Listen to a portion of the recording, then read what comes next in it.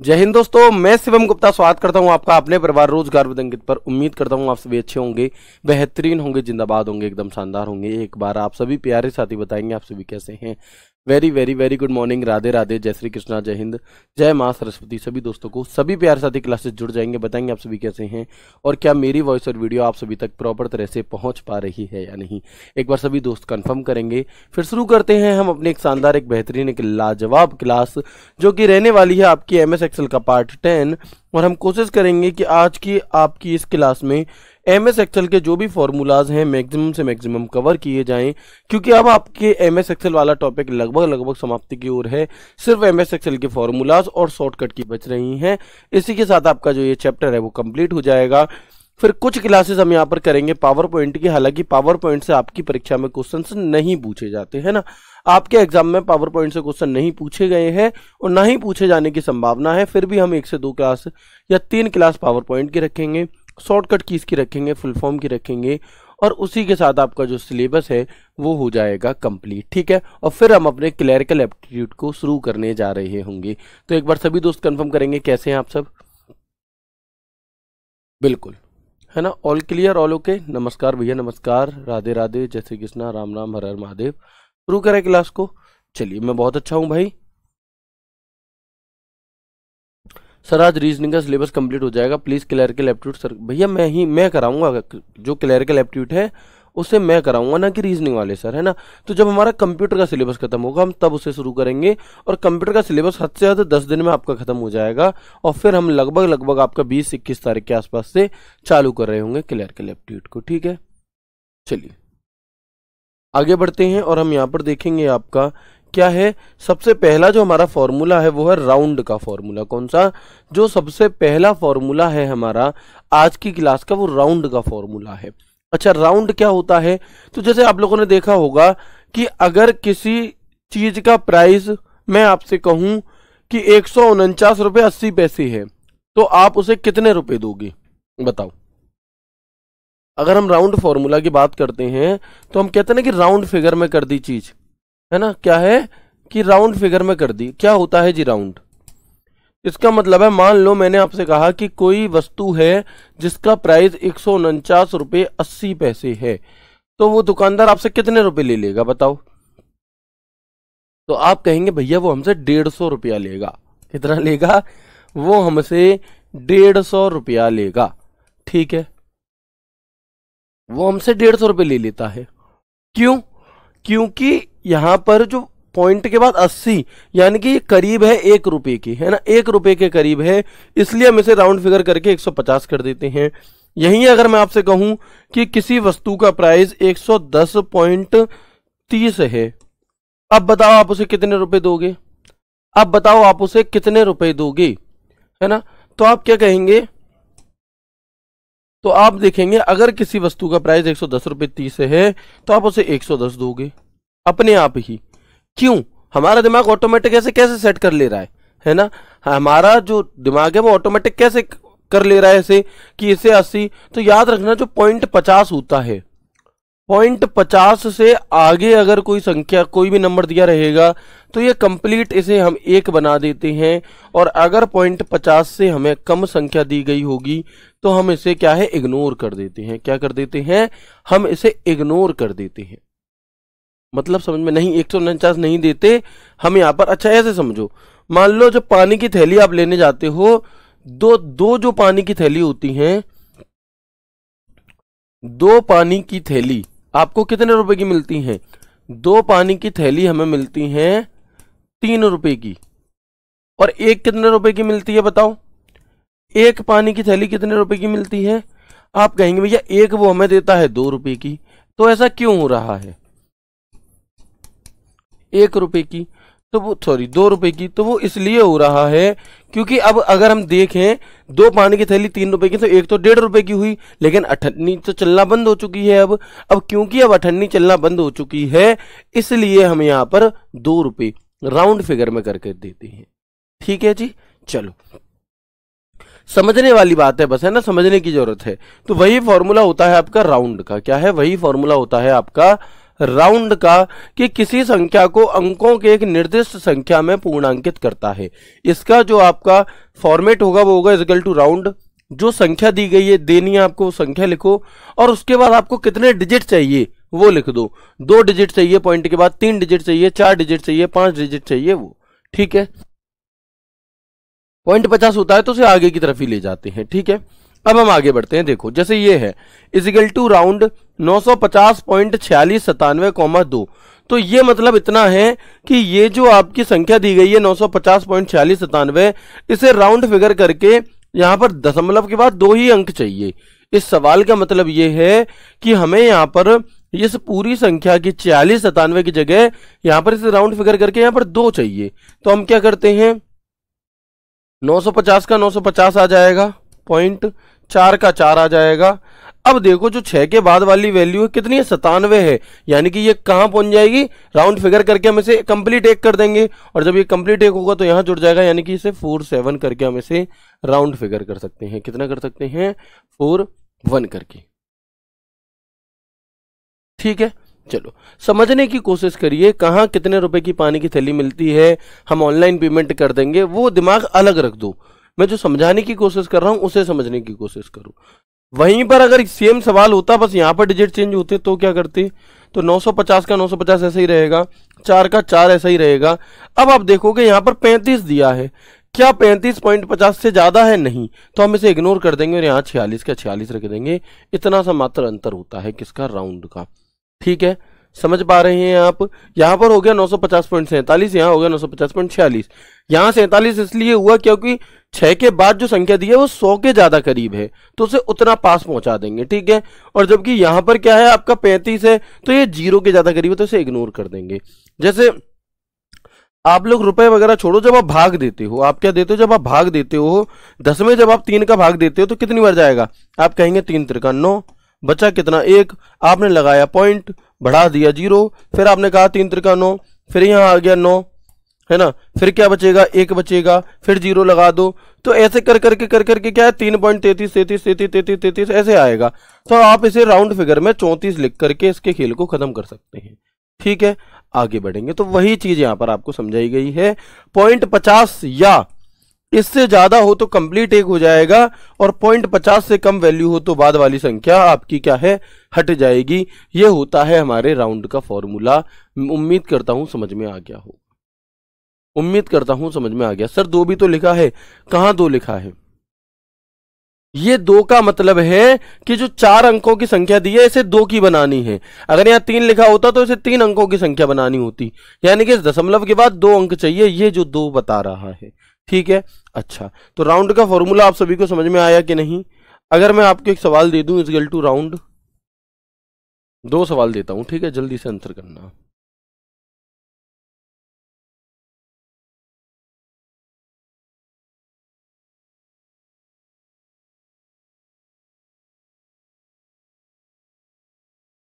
बताओ इसका आंसर क्या होगा। और अगर सेम टू सेम फॉर्मूला यही रहता और यहाँ पर संख्या भी लगभग यही रहती, बस थोड़ा सा बदलाव अगर हम यहाँ पर कर देते, बताओ इन दोनों का आंसर क्या रहने वाला है, बताएंगे इन दोनों का आंसर क्या रहने वाला है।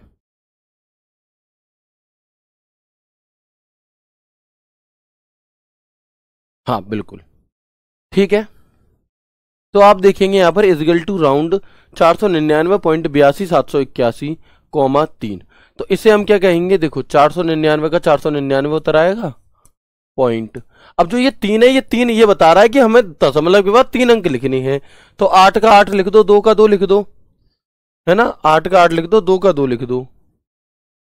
अब जो बात है 781 की जगह पे हमें, अब यहाँ 7 को, अब देखो यहाँ लास्ट में क्या दिया 81, अब ये क्या है 0.50 से ज्यादा है, तो इसे यहाँ 8 कर देंगे, हम इसे 8 कर देंगे और ये 499.828 हो जाएगा, ठीक है। क्योंकि 3 तो दशमलव के बाद अब हमने 3 पॉइंट दिखाई, जबकि यहां पर भी 499 रहेगा, 0.82 का 82 रहेगा, लेकिन ये जो 09 है ये किसके करीब है, 0 के करीब है, तो हम इसे फिर इग्नोर करेंगे और 7 का 7 ही उतार देंगे।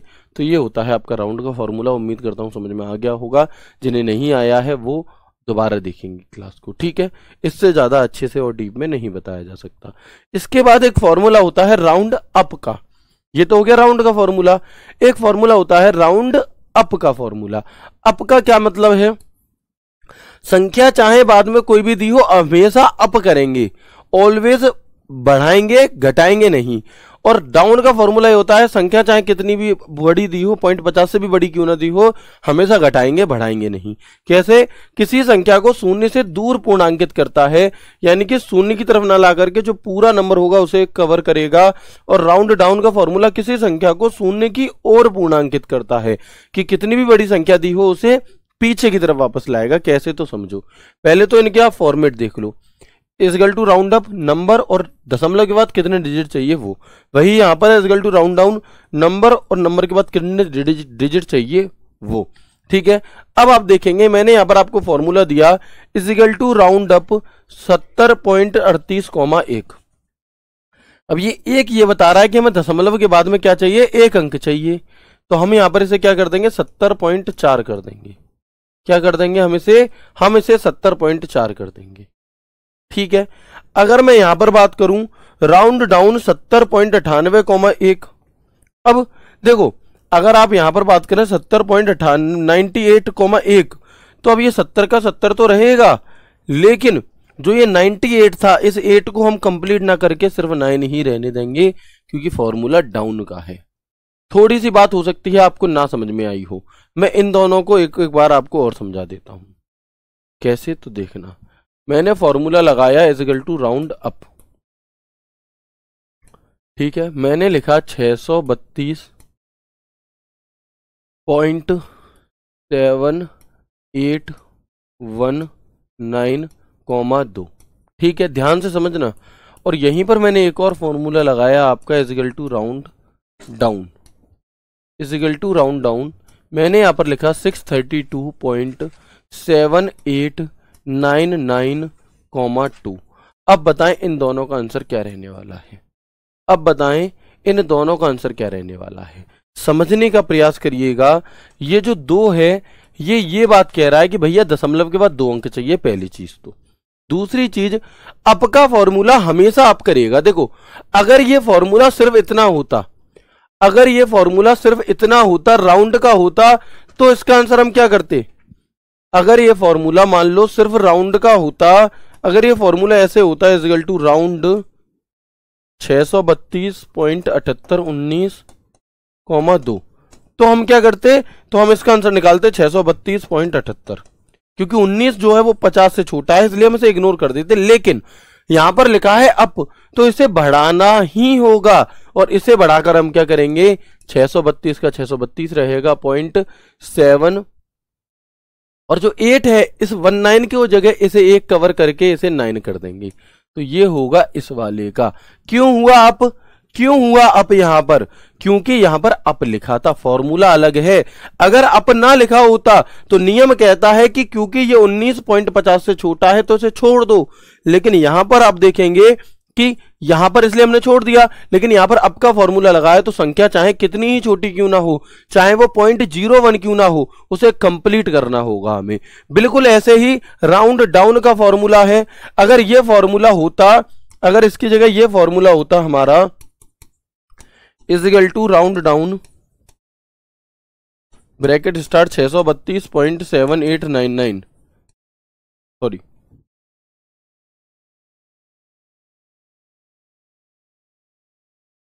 अगर ये फॉर्मूला होता 2, तो हम क्या करते, अगर नॉर्मली राउंड है भैया तो 632 का 632, 0.7 का 7, और यहां तो 99 है, इसे हमें कवर करके यहां 9 कर देते। लेकिन फॉर्मूला राउंड का नहीं है, राउंड डाउन का है, और जब राउंड डाउन का होगा तो बाद में चाहे कितनी भी बड़ी संख्या क्यों ना दी हो, ये इग्नोर ही होगी।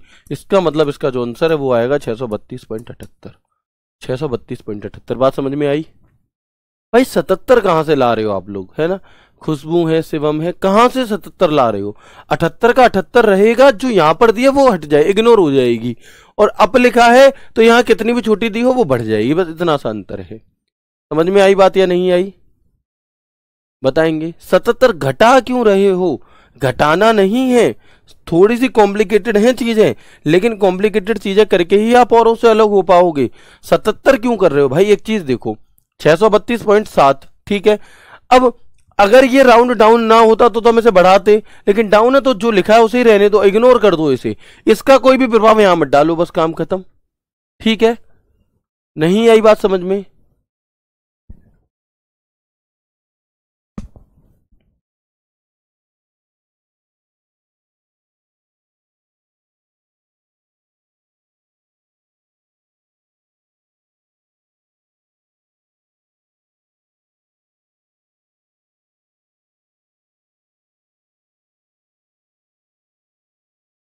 ठीक है, ठीक है। 99 क्यों नहीं जोड़ा जाएगा? क्योंकि यहां पर डाउन लिखा है, डाउन डाउन डाउन लिखा है। क्या लिखा है? डाउन लिखा है। ठीक है, आया समझ में? सर 38 का 4 कैसे हुआ था? कौन से वाले में 38 का 4 कैसे हुआ था? यहां पर 38 का 4 कैसे हुआ था? ये ऐसे हुआ था भाई मेरे, कि देखो हमें दशमलव के बाद एक अंक चाहिए, और यहाँ क्या लिखा है? 8 लिखा है, तो 8.50 से ज्यादा है, जी हाँ है। तो इसलिए इसे यहाँ पर कवर करके इन एक कर दिया, और इस यहाँ पर उस एक को यहाँ जोड़ दिया, यानी कि ये 4 हो गया। ऐसे 38 का 4 हुआ था। ठीक है, चलो। हाँ, डाउन वाले का तो पंगा ही नहीं रहा, बिल्कुल भाई कह रहे हैं कि सर डाउन वाले का तो कोई पंगा ही नहीं रहा। डाउन वाले में तो जो भी बड़ी से बड़ी संख्या थी उसे हटा दो, बस बाद के दो को। जैसे यहाँ पर है, मान लो यहाँ, जैसे यहाँ पर है राउंड डाउन का फॉर्मूला, तो यहाँ पर कितनी भी बड़ी संख्या थी उसे इग्नोर कर देना है बस। राउंड डाउन तो बहुत ही आसान है। एक और से समझ लो, चलो, है ना, एक और से समझ लो। मैंने आपको फॉर्मूला दिया is equal to round down 452.23 8.3, 2। बताओ इसका आंसर क्या होगा? और मैंने एक और फॉर्मूला दिया आपको राउंड अप का,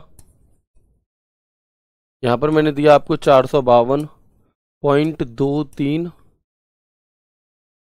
और 01.2। बताओ आंसर क्या होगा? तो जो राउंड अप है इसमें तो कुछ करना ही नहीं है, बस 2 है तो इन्हें हटा दो, बस 2 अंक तक लिख दो सीधे सीधे, है ना। बाकी के सारे हटा दो, 2 अंक तक लिख दो। ये तो हो गया हमारा राउंड डाउन। ठीक है, लेकिन यहां पर राउंड अप तो हम देखेंगे 452 का 452.2 का 2, लेकिन हमें 2 अंक चाहिए और यहां पर 01 दिया है। अब अगर ये फॉर्मूला सिर्फ इतना होता, राउंड का होता, तो हम इसे इग्नोर कर देते और 3 का 3 उतार देते, लेकिन क्योंकि ये अप का फॉर्मूला है, इसे कवर करना पड़ेगा, तो यहां पर 4 आएगा। तो यहां पर क्या आएगा? आपका 4 आएगा। बात समझ में आ गई? अब बात समझ में आ गई कि नहीं आ गई? यहां पर 24 होगा, यहां ऐसा कैसा रहेगा? यस और नो जल्दी से कर दें। सिर्फ 2 फॉर्मूले मैंने आपको 3 फॉर्मूले बताए हैं जिसमें 20 मिनट लगे हैं, तो प्लीज एक बार कंफर्म कर देंगे। बात समझ में आई? बाकी जब आप लोगों को मैं प्रैक्टिस कराऊंगा, प्रैक्टिस क्वेश्चन जब हम करेंगे, तो आप फिर ज्यादातर चीजों को और अच्छे से कर पाओगे। ठीक है, यस और नो जल्दी से बताएंगे एक बार सभी दोस्त। यहां तक की बातें समझ में आ गई? अच्छे से कर जाओगे। अब बाकी प्रैक्टिस से आएंगी चीजें। कैसे आएंगी? प्रैक्टिस से आएंगी। ठीक है, आगे बढ़ते हैं। इससे ज्यादा अच्छे से ये चीजें नहीं बताई जा सकती। इसके बाद एक फॉर्मूला होता है हमारा एवरेज का फॉर्मूला। कौन सा? इसके बाद एक फॉर्मूला होता है हमारा एवरेज का फॉर्मूला। क्या काम करता है जी एवरेज का फॉर्मूला? तो एवरेज का फॉर्मूला का प्रयोग, देखो एवरेज की हिंदी क्या होती है? अगर आप मैथ्स में बात करें तो एवरेज का मतलब होता है औसत निकालना। यस और नो? बिल्कुल ही। तो एवरेज फॉर्मूला का प्रयोग औसत निकालने के लिए किया जाता है। इसका जो फॉर्मेट है वो होता है equal to average number 1 comma number 2, यानी कि ऐसे या तो आप नंबर देते चले जाओ या एक कंप्लीट रेंज दे दो, या एक कंप्लीट रेंज दे दो, जो भी आप करना चाहें। या फिर आप क्या कर सकते हैं कि इक्वल टू एवरेज, और यहां पर जो भी आपको रेंज देनी है वो आप दे सकते हैं। मैंने एग्जांपल के तौर पर ये दे दी D4 करके। ठीक है, चले। अब मान लो मैंने ये सवाल दिया आपको इक्वल टू एवरेज 10, 20, 30, 40, 50। बताओ इसका आंसर क्या होगा? तो हम औसत कैसे निकालते हैं? हाँ सर, अगर 2 की जगह 3 दे तो 3 अंक लिखने होंगे राउंड डाउन में, बिल्कुल 3 लिखने होंगे, है ना। तो वो जो कॉमा के बाद 2 लगा है वो ये बता रहा है कि दशमलव के बाद कितने अंक चाहिए। ठीक है, अब मान लो ये फॉर्मूला है इक्वल टू एवरेज का, तो एवरेज कैसे निकालते हैं? जो दिया है उसका टोटल बट्टे जितनी संख्याएं हैं उनका भाग, यही तो औसत निकालते हैं, मैथ्स में पढ़ा होगा। तो 10 और 20 कितने होते हैं? 30। 30 और 30 कितने होते हैं आपके? 60। 60 और 40 कितने होते हैं आपके? 100। 100 और 50 कितने होते हैं? 150। यानी कि इसका जो टोटल है वो तो हो गया 150। संख्याएं कितनी है? 1 2 3 4 5 बटे 5, यानी कि इसका जो औसत है वो कितना निकल आएगा? 30 निकल आएगा। कोई दिक्कत? कोई भी दिक्कत नहीं होगी, है ना? कोई भी दिक्कत, कोई भी परेशानी, कोई भी समस्या नहीं होगी। ठीक है। अच्छा, एक एग्जाम में क्वेश्चन पूछा गया था, बताओ, याद थोड़ा ध्यान से देखना, बताओ एमएस एक्सेल में कौन सा एक मान्य फॉर्मूला नहीं है? कौन सा एक मान्य फॉर्मूला नहीं है?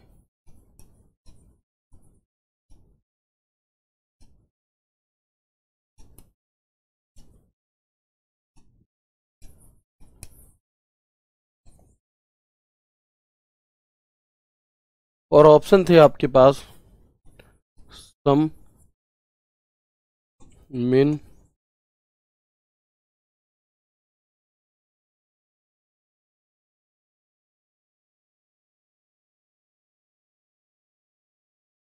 बताओ क्या आंसर होगा? एमएस एक्सेल में कौन सा एक मान्य फॉर्मूला नहीं है? आप इसके आगे बराबर का चिन्ह लगा लो, फिर देखो तो आप क्या कहेंगे। अब यहां पर जो समझने वाली बात है वो ये है कि सम का फॉर्मूला होता है, मिनिमम का भी होता है, मैक्सिमम का भी होता है। आप कहेंगे सर एवरेज का भी तो होता है, लेकिन जो एवरेज का फॉर्मूला होता है उसे लगाते समय एवीजी नहीं लिखा जाता, उसे लगाते समय कंप्लीट एवरेज ही लिखा जाता है। सिर्फ एवीजी लिखने से वो फॉर्मूला काम नहीं करेगा, इसलिए ये गलत है और ये वाला सही है। ठीक है, तो ये क्या हो जाएगा हमारा? ये इसका सही उत्तर, मतलब ये सही होना चाहिए था, इसलिए इसका उत्तर जो है वो सी होगा। तो अब बिल्कुल ऐसे ही तो इस प्रकार के सवाल कर लोगे एवरेज की। अगर मैं एक और दे दूं, इक्वल टू एवरेज 100 200 300, बताओ आंसर क्या आएगा? बताओ आंसर क्या आएगा?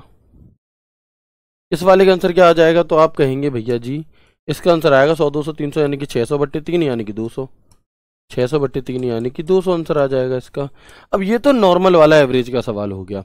कई बार एवरेज का जो सवाल है वो ऐसे पूछा जाता है, जैसे यहां पर दिया है 1 2 3 इज लेस देन 4 और 5, या फिर 1 2 3 इज ग्रेटर देन 4 और 5। इसमें हमें क्या करना होता है? तो जिसमें यहां पर लिख लेता हूं is equal to average, is equal to average 1 2 3 is greater than 4 5। यहां पर लिख लेता हूं is equal to average 1 2 3 is greater than 4 5। अब बताओ इनका आंसर क्या होगा? तो हमें क्या करना है, इन सवालों को देखकर हम डर जाते हैं, डरना नहीं है। जो कंडीशन आपको बीच में दी गई है, याद रखना, यदि कंडीशन सही है, मैं यहां पर एक नोट लिख रहा हूं, यदि कंडीशन राइट है तो उसे 1 कंसिडर करेंगे या 1 मानेंगे, 1 मानेंगे। और यदि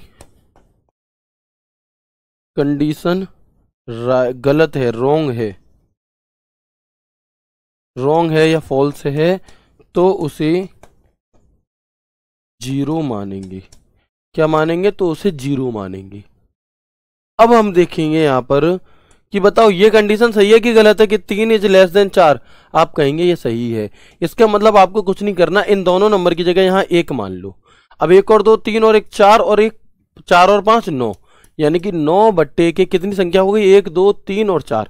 ऊपर पानी नहीं गिननी, ये 1 2 3 और 4, यानी कि 9 बट्टे 4, और 9 बट्टे 4 होते हैं आपके 4.5 के आधे होते हैं आपके 4.5 के आधे होते हैं आपके 2.25। कितना होगा? 2.25। ठीक है, जबकि यहां पर हम देखेंगे इस वाले सिस्टम में, तो यहां जो है 3 इज ग्रेटर देन 4, ये तो रॉन्ग कंडीशन है, तो यहां 0 आएगा। अब 1 और 2 कितने होते हैं? 3 होते हैं। 3 और 0 जी 3 ही होंगे और 5 8 होंगे, और जब आप यहाँ पर 8/4 करोगे तो इसका आंसर आएगा 2। ये है आपका ये वाला एवरेज। बात समझ में आई? बताओ बात समझ में आई कि नहीं आई, बताएंगे एक बार जल्दी से। तो एवरेज समझ में आ गया क्या है यहाँ पर, चलिएगा क्लियर है यहाँ तक की बातें? बताओ एक बार प्लीज कंफर्म कर दो मुझे, तभी हम आगे बढ़ते हैं। एवरेज में कोई दिक्कत तो नहीं है, समझ गए ना?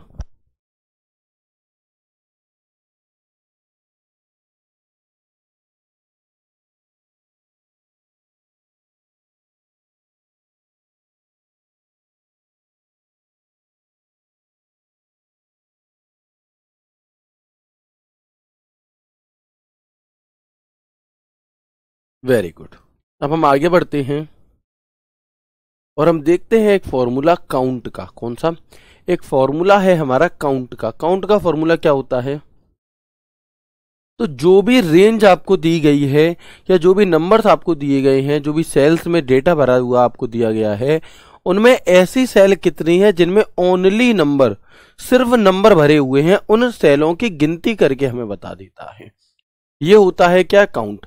किसी श्रेणी में उन कक्षों की संख्या की गणना करता है जिनमें संख्याएं होती हैं, ओनली नंबर्स।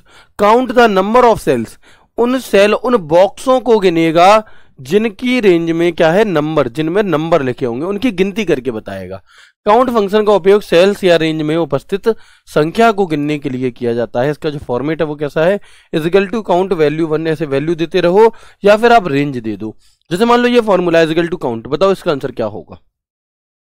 बताएंगे इसका आंसर क्या होगा? तो हम देखेंगे इजिकल टू काउंट 4 3 6 9 7, कितने नंबर हैं? 1 2 3 4 5, यानी कि 5 इसका आंसर हो गया।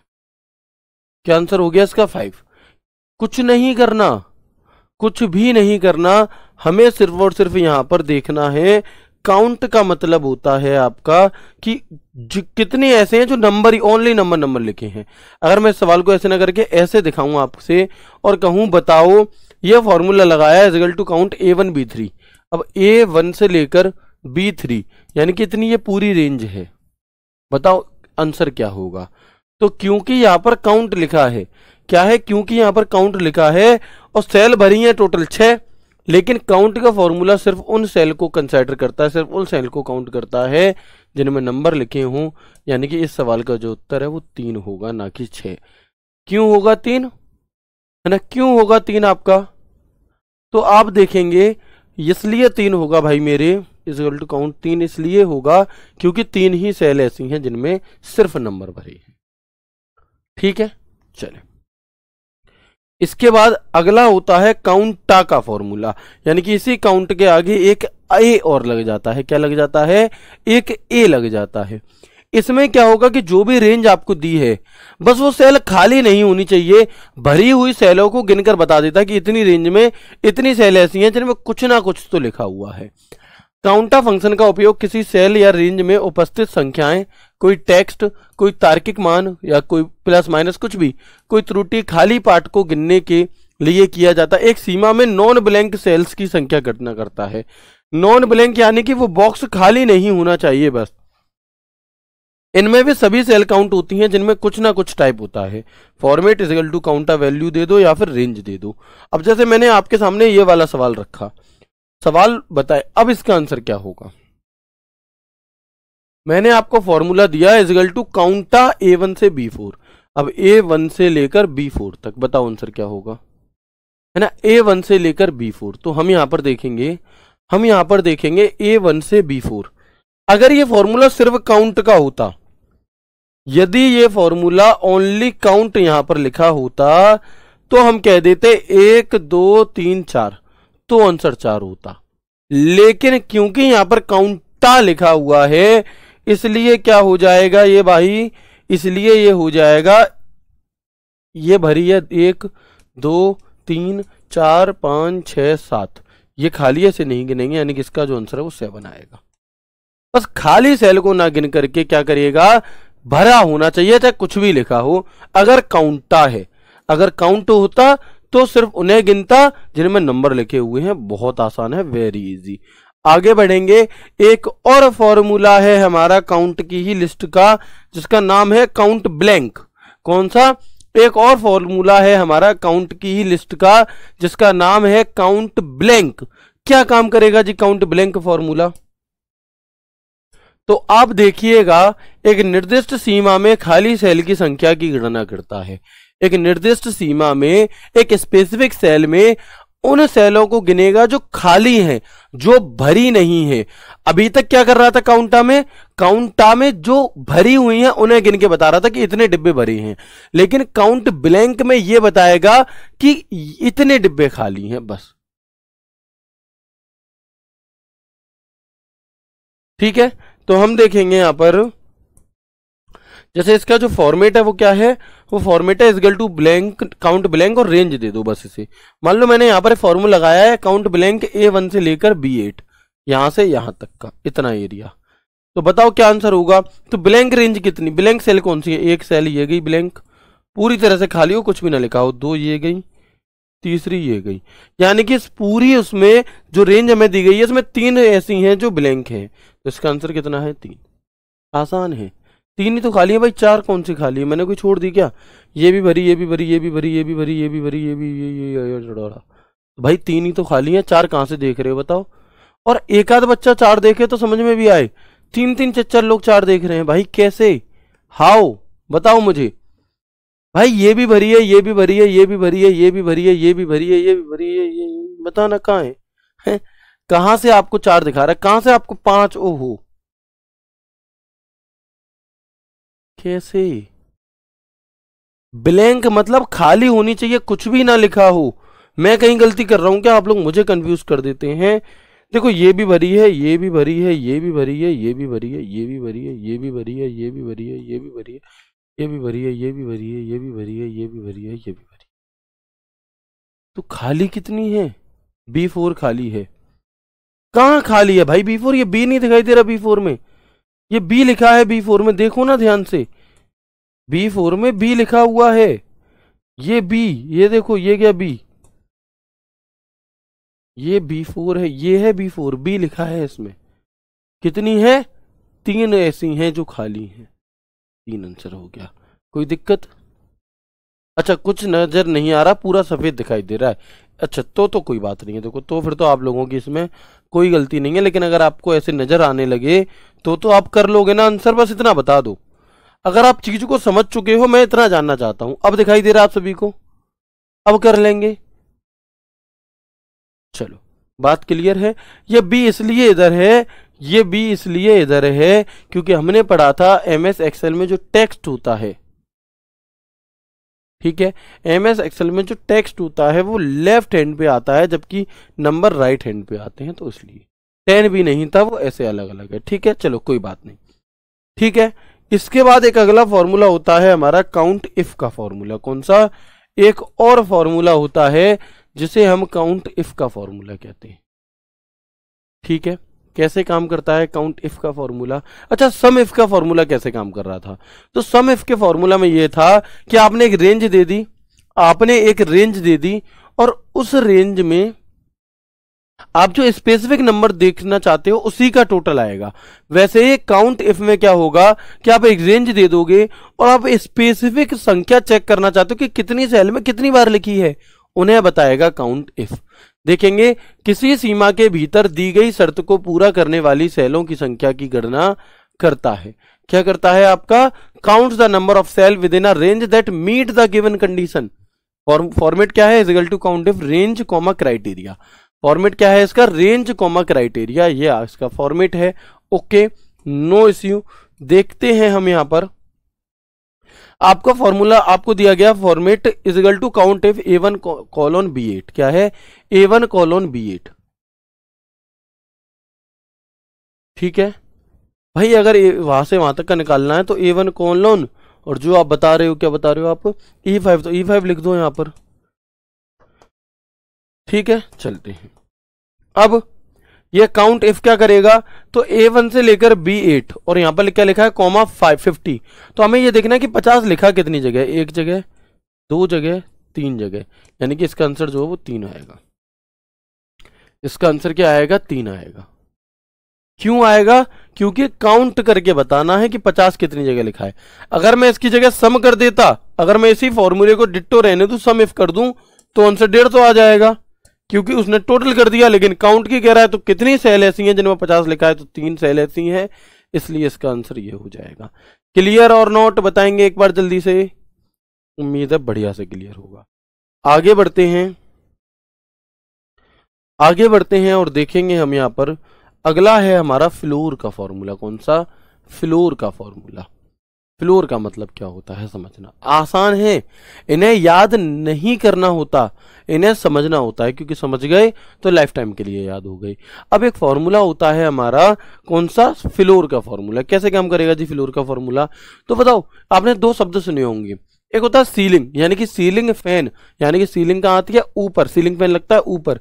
ग्राउंड फ्लोर, फ्लोर का मतलब होता है नीचे। तो अब समझना आप यहां पर कि फ्लोर, इसमें दो संख्याएं दी होती हैं, दूसरी संख्या से पहली संख्या निकटतम जिस संख्या तक पूर्णतः विभाजित हो वही संख्या उत्तर होगी। In this two numbers are given the number up to which the first number is completely divisible by the second number is the answer. बात कुछ समझ नहीं आई, क्या है? अभी आएगी, देखो। आपको फॉर्मेट दिया गया है equal to floor number comma significance. जैसे कि यहां पर फॉर्मूला दिया गया है इक्वल टू फ्लोर 50,3। तो आपको क्या करना है कि 50 या 50 से जस्ट छोटी वह संख्या जो 3 से पूरी तरह जाती हो वो इसका उत्तर हो जाएगा। आप कहेंगे 48 ऐसा नंबर है जो 3 से पूरी तरह जाता है, तो ये उत्तर हो जाएगा। क्या हो जाएगा? 48 ऐसा नंबर है जो 3 से पूरी तरह जाता है, तो ये आंसर हो गया। अगर मैं यहां पर इक्वल टू फ्लोर ऐसे दे दूं और ये चित्र दे दूं, ये तो इजी है। लेकिन अगर एग्जामिनर थोड़ा एक्स्ट्रा ऑर्डिनरी लेवल पर जाए, चित्र दे करके पूछे कि बताओ दिए गए चित्र का अध्ययन करके इस फॉर्मूले का आंसर क्या आएगा, तो अब ये चित्र क्या हो गया? ये चित्र विचित्र हो गया। कैसे हो गया? B2 की जगह आ जाएगा आपका 58 और C3 की जगह क्या आ जाएगा आपका 12। अब आप देखो, आप कहोगे 12 से जाने वाली 58 से 58 या 58 से छोटी। अब 58 में तो 12 जाता नहीं, 12 से भाग जाता नहीं है, 48 में जाता है, इसलिए इसका भी आंसर क्या हो जाएगा? 48 हो जाएगा। इसलिए इसका भी आंसर क्या हो जाएगा आपका? 48 हो जाएगा। ठीक है, चलें। इसके बाद अगला फॉर्मूला होता है हमारा एक सीलिंग का। अब क्या करेगा सीलिंग का फॉर्मूला कि जो संख्या बाद में दी है इससे ऊपर वाली संख्या लिखिएगा। इसमें दो संख्याएं दी होती हैं, दूसरी संख्या से पहली संख्या निकटतम जिस संख्या तक पूर्णतः विभाजित हो उससे आगे वाली संख्या उत्तर होती है। In this two numbers are given the number next to which the first number is completely divisible by the second number in the answer. नहीं आया समझ में? कोई दिक्कत नहीं, ये फॉर्मेट है, अभी समझ में आएगा। मैंने कहा है इक्वल टू सीलिंग 50,3। अगर यहां पर फ्लोर लिखा था तो 50 से छोटी संख्या मानी थी जो 3 से पूर्णतः विभाजित है, लेकिन क्योंकि यहां पर सीलिंग लिखा है तो 50 से जस्ट बड़ा वह नंबर जो 3 से पूरी तरह जाता हो। आप कहेंगे 51 आंसर। अगर मैं यहां पर ये इस तरह से दे दूं तो equal to ceiling B2 C3। अब B2 में क्या लिखा है? 58 और C3 में क्या लिखा है? 12। यानी कि फॉर्मेट वही है, फॉर्मेट वही है, संख्याएं भी वही हैं, आंसर बदलेगा। अभी तक क्या कर रहे थे? 58 से छोटा, लेकिन अब 58 से बड़ा ढूंढेंगे, यानी कि 12 पंजे 60। तो ये आंसर होगा A2, 4। A2 में क्या है? 4 है आपका। अच्छा, इसमें क्या करेंगे बताओ? मान लो ये फॉर्मूला मैंने बना दिया है इक्वल टू सीलिंग 4, 4, तो इसका आंसर 4 ही आएगा, फिर इससे बड़ी वाली संख्या नहीं लेंगे। बताएंगे? आसान है। यहां पर हम क्या करेंगे? जहां पर सीलिंग लिखा है तो जो बाद वाली संख्या दी है इस संख्या से जो संख्या दी है या तो ये कट जाए या इससे बड़ा नंबर जो कटेगा वो उत्तर होगा। जबकि फ्लोर में क्या था कि जो संख्या दी है इससे या तो यही नंबर कट जाए या इससे जस्ट छोटा वाला कटे, वो उत्तर होगा। क्लियर है? समझ पाए या नहीं समझ पाए? है ना, समझना होगा।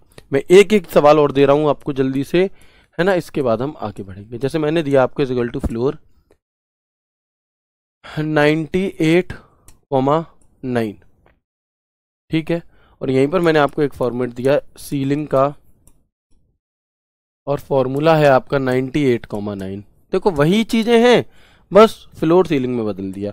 ऐसे ही अगला अगर मैं देता हूं इक्वल टू फ्लोर 99,9 और इक्वल टू सीलिंग 99,9। बताओ आंसर क्या आएगा? तो आप क्या कहेंगे? ठीक है, चलो, है ना। तो अब क्या हो जाएगा, अब हम देखेंगे क्योंकि फ्लोर लिखा है तो ये जो संख्या है ये 9 से 98 तो कटता नहीं है, तो 98 से छोटी संख्या कौन सी कटेगी? 9 से 90। तो 90 उत्तर हो जाएगा। क्या हो जाएगा? 90 हो जाएगा। लेकिन यहां पर सीलिंग है तो 9 से 98 तो जाता नहीं है, तो 98 से बड़ी वह संख्या जो 9 से जाए, तो 99। तो इसका आंसर 99। आसान है, कर जाएंगे, ठीक है। लेकिन अगर ऐसी दे दी जाए जो पूरी तरह विभाजित हो रही है तो फिर वही आंसर होगा, फिर बदलाव नहीं होगा, है ना। ये भी जा रहा है, ये भी जा रहा है, फिर अंतर नहीं आएगा। क्लियर है? बात समझ में आ चुकी है? बहुत बढ़िया, बहुत शानदार, बहुत जानदार, गजब। ठीक है, बताएंगे यहां तक? क्लियर? नहीं, यहां पर फिर हम बढ़ाएंगे नहीं, यहां पर यही रहेगा, इसमें कुछ चेंज नहीं होगा अगर वही संख्याएं दी गई हैं तो। ठीक है, थोड़ी सी कॉम्प्लिकेटेड चीजें लग सकती हैं क्योंकि आप पहली बार पढ़ रहे हैं, लेकिन चीजें बहुत शानदार हैं, बहुत अच्छी हैं और आपके एग्जाम के पॉइंट ऑफ व्यू से जरूरी हैं।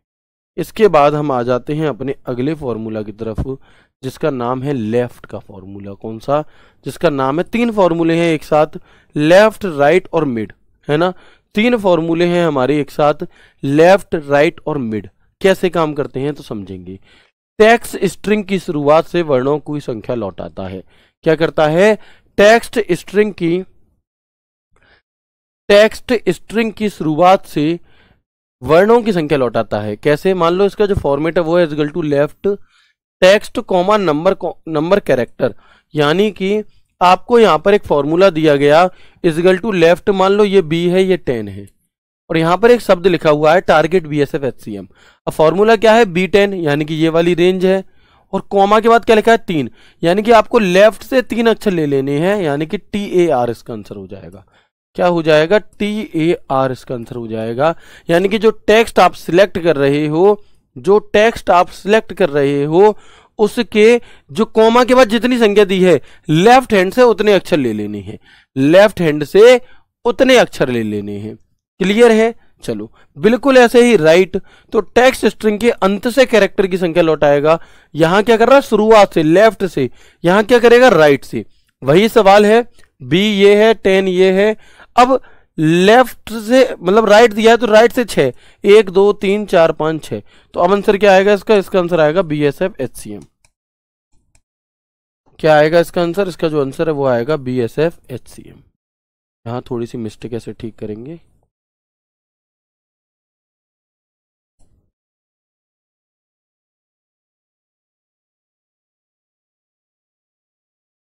आई बात समझ में? क्लियर? यानी कि अगर लेफ्ट लिखा है तो जो जितने अंक दिए हैं उतने अक्षर ले लो लेफ्ट से, अगर राइट लिखा है तो उतने अक्षर ले लो राइट से। ठीक है। अच्छा, एक और होता है मिड का फॉर्मूला। क्या काम करेगा मिड का फॉर्मूला? तो मिड का फॉर्मूला टेक्स्ट स्ट्रिंग के अंत से कैरेक्टर की संख्या नहीं, यहां पर ये गलत लिखा हुआ है, इसे ठीक कर दो। रुकेंगे अभी। मिड का फॉर्मूला क्या काम करेगा मैं समझाता हूं।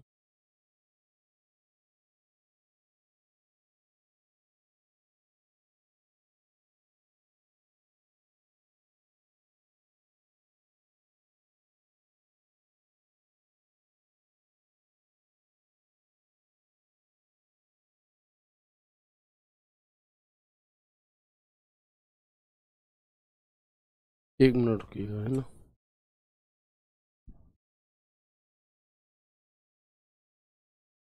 अब देखिएगा, ये जो फॉर्मूला है ये है मिड का, और मिड के फॉर्मूले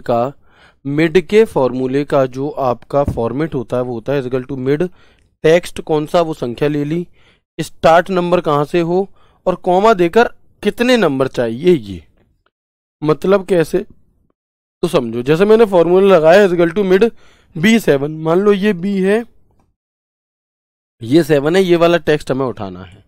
ठीक है। अब ये क्या कह रहा है आपसे, अब ये कह रहा है आपसे इक्वल टू मिड B7, यानी कि ये वाली संख्या ले ली 1 9, यानी कि पहले से शुरू करो और 9 अंक ले लो। तो 1 2 3 4 5 6 7 8 9, यानी कि जो माँ सरस्वती लिखा हुआ है ये इनका आंसर हो जाएगा।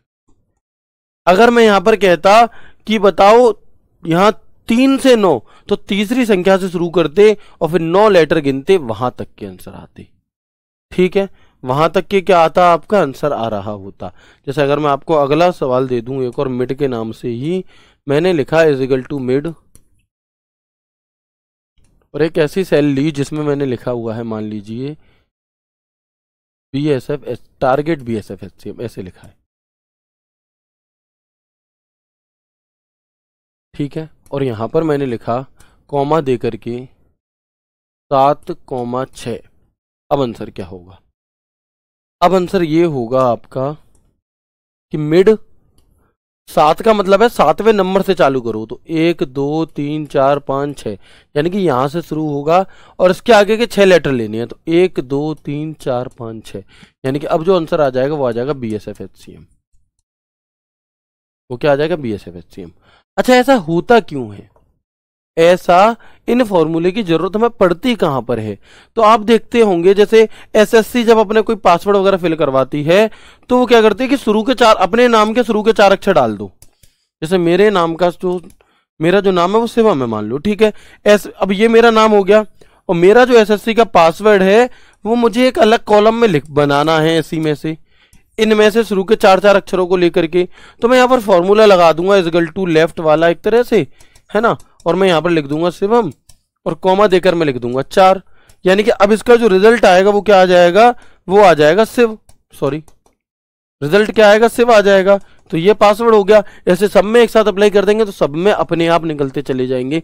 तो कुछ ऐसी जगह पर हमें इनकी जरूरत पड़ रही होती है। बताएंगे बात क्लियर है कि नहीं, बताएंगे यहां तक की बातें क्लियर हैं कि नहीं, क्योंकि आज की क्लास हम यहीं तक रखते हैं। बहुत अच्छे से मैंने आपको सभी चीजें समझाई हैं, है ना। बाकी की चीजों को, बाकी के जो फॉर्मूलाज बच रहे हैं उन्हें हम कल की क्लास में कंटिन्यू कर रहे होंगे। और अगर हमारे पास समय बचेगा तो हम कोशिश करेंगे कि एक्सेल की जो शॉर्टकट कीज हैं उन्हें भी हम कल की क्लास में डिस्कस करके कल आपके इस चैप्टर को कंप्लीट कर दें। ठीक है, तो मैं उम्मीद करता हूं क्लास बहुत अच्छी लगी होगी। अगर लगी है तो मुझे जरूर एक बार कमेंट करके बताना अभी भी, और जब आपकी क्लास ऑफ हो जाए तो टेलीग्राम डाउट ग्रुप में भी मिलते हैं आपसे कल की क्लास में। बताएं sir made repeat DA proper क्या होता है, भैया अभी बता दूं। आपने देखा आप बहुत देर से कॉपी पेस्ट कर रहे हैं, मैं जो फॉर्मूला समझा रहा हूं आपको वो नहीं समझने, आप वैसे कॉपी पेस्ट कर रहे हैं। भाई मैं मिड का अभी बता चुका, सीक्वेंस से चीजें चलेंगी, आपके पूछने से मैं बीच में नहीं बता सकता। इससे ना तो आपके बात समझ में आएगी ना ही और लोगों के। मैंने आपका मैसेज देख लिया, लेकिन सीक्वेंस से चीजें चलेंगी ना। जब एक्सेल खत्म हो जाए तब भी ना बताएं तो आप कहिएगा। ठीक है, तो इस तरह से आपको देखना। मिड का मैंने आज बता दिया, रिपीट प्रॉपर वगैरह मैं आगे की क्लास में यानी कल की क्लास में बताने वाला हूं। उम्मीद करता हूं क्लास बेहद अच्छी लगी होगी। ख्याल रखिए अपना, पढ़ते रहिए। तब तक के लिए राधे राधे, जय श्री कृष्णा, जय हिंद।